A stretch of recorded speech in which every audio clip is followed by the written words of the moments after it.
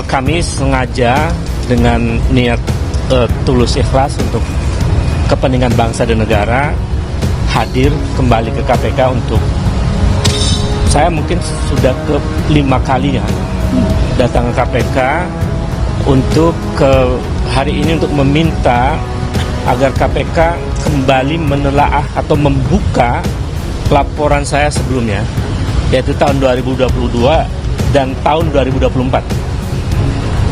Karena tentang dugaan korupsi nepotisme dan tindak pidana pencucian uang yang dilakukan oleh Joko Widodo dan keluarganya. Kami tadi diterima oleh Dumas, berdiskusi cukup panjang lah, 30 menit ya, lebih, dengan namanya boleh disebutkan boleh tidak, tetapi diterima dengan baik dan agak perdebatan sebentar, tapi kemudian ketemu solusi untuk membuka kembali apa yang sudah pernah kami laporkan itu. Kemudian kenapa kami datang kembali ke sini? Karena ada konfirmasi yang cukup kuat dari laporan OCCRP itu. Jadi sebetulnya laporan kami sebelumnya terkonfirmasi dengan rilis yang disampaikan oleh OCCRP. Dan kami merumuskan seluruh narasi ini dengan baik. Saya bacakan dulu isinya dan nanti dilanjutkan oleh Bung Admus Danar dan Bung Ray dan nanti kawan-kawan yang lain. Ini kami sampaikan kepada Ketua KPK. Perihalnya segera usut tuntas dugaan korupsi Saudara Joko Widodo dan keluarganya.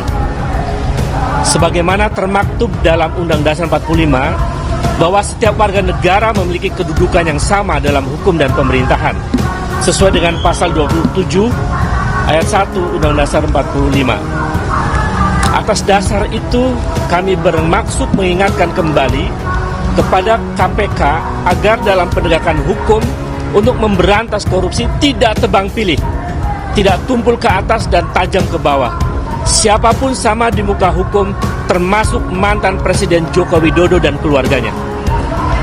Bahwa KPK berdasarkan undang-undang ditegaskan bahwa dalam menjalankan tugas dan wewenangnya, KPK berasaskan pada kepastian hukum, keterbukaan, akuntabilitas, kepentingan umum, proporsionalitas, dan penghormatan terhadap hak asasi manusia. Dengan dasar itu kami kembali mendatangi KPK agar menjalankan semua proses pemberantasan korupsi sesuai dengan asas-asas yang telah ditetapkan oleh undang-undang, termasuk dalam menindaklanjuti laporan kami 3 tahun yang lalu dan setahun yang lalu tentang dugaan tindak pidana korupsi, kolusi nepotisme, dan dugaan tindak pidana pencucian uang keluarga Joko Widodo.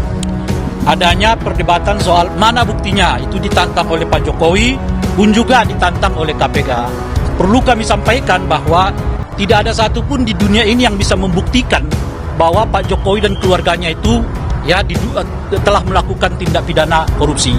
Sebab bukti itu hanya bisa ditetapkan oleh penyidik, bukan oleh warga negara biasa seperti kami. Yang bisa disampaikan itu kami menyampaikan data. Tergantung penyidik apakah data itu dianggap menjadi bukti yang sah untuk meningkatkannya ke tahap proses penyidikan atau tidak. Oleh karena itu, jangan lagi sekali-kali kita diombang-ambingkan dengan istilah mana buktinya. Nggak ada buktinya, yang ada adalah datanya. Kalau ditanya ada datanya, sudah kita serahkan dulu tahun 2022 ke KPK, 2004 lalu ke KPK, baik oleh Nurani 98 maupun oleh organisasi masyarakat yang lain. Tinggal penyidik di KPK sekarang berani nggak untuk menetapkan data-data yang diserahkan itu sebagai bukti awal dugaan terjadinya pelanggaran pidana terkait dengan suap, korupsi, dan sebagainya yang menyangkut keluarga Pak Jokowi. Sehingga dengan begitu terang benderang sekarang, jangan orang lagi diombang-ambingkan dengan dalih mana bukti. Nggak ada bukti, yang ada data. Dan data itu telah kami serahkan, tinggal penyidik sekarang yang memiliki kewenangan untuk menentukan apakah data itu cukup untuk dinyatakan menindaklanjuti dalam proses hukum. Itu yang terakhir dari kami. Terima kasih. Dan terima kasih juga kami sampaikan kepada seluruh kawan-kawan media yang berkenan menghadiri ini. Ini semacam tantangan kepada KPK. Kalau kepada orang-orang yang berhubungan dengan lawan kekuasaan keras akan dikejar ke Antartika, Tapi kalau kelihatan berhubungan dengan kawan sendiri, cukup antar kita. Jangan sampai itu yang terjadi. Terima kasih. Assalamualaikum warahmatullahi wabarakatuh. Ya, saya tambahkan bahwa selain data-data yang sudah disampaikan KPK baik 2 tahun lalu, setahun lalu, dan tambahan hari ini, kita juga mesti melihat bahwa secara empirik wajah Republik ini sedang muram, carut-marut demokrasinya, dan salah satu mantan presidennya masuk dalam daftar presiden yang terkorup di dunia. Tentu kita malu ya. Indonesia menjadi perbincangan dunia, dan disinilah KPK menjadi institusi yang dipertaruhkan. Apakah KPK akan berpihak pada kepentingan untuk memperbaiki keadaan Republik, atau justru KPK menjadi instrumen yang membuat wajah Republik makin buruk? Saya kira itu. Terima kasih. Kalau ada pertanyaan silakan. Data yang dimaksud yang tadi disampaikan itu Kalau data, kita ingin meminta kepada KPK untuk mengungkap kembali, menelaah kembali yang sudah pernah kami laporkan, baik tahun 2022 maupun 2024. Lalu kami sampaikan juga bahwa secara nyata di dunia ini, rilis OCCRP itu adalah bukti empirik untuk menjadi pintu KPK menelusuri itu. Kan kalimat yang sangat jelas di rilisnya OCCRP bahwa Saudara Joko Widodo telah melakukan tindakan yang menggambarkan perilaku korupsi itu. Melalui apa? Melalui proses-proses yang kemudian memudahkan anaknya untuk mempengaruhi peradilan di MK dan lain-lain. Itu sebetulnya pintu yang bisa menjadi instrumen KPK untuk bisa masuk membongkar yang bersangkutan. 2002 berkaitan dengan CRP itu kan udah dihilangkan kan? Nah, itu gimana? Siapa? Nah, Namanya itu, tetap ada. Kalau kita lihat sekarang, ada 4 cara mereka untuk meredam isu ini. Pertama, dengan menyebut OCCRP itu tidak kredibel. Kenyataannya sebaliknya kan.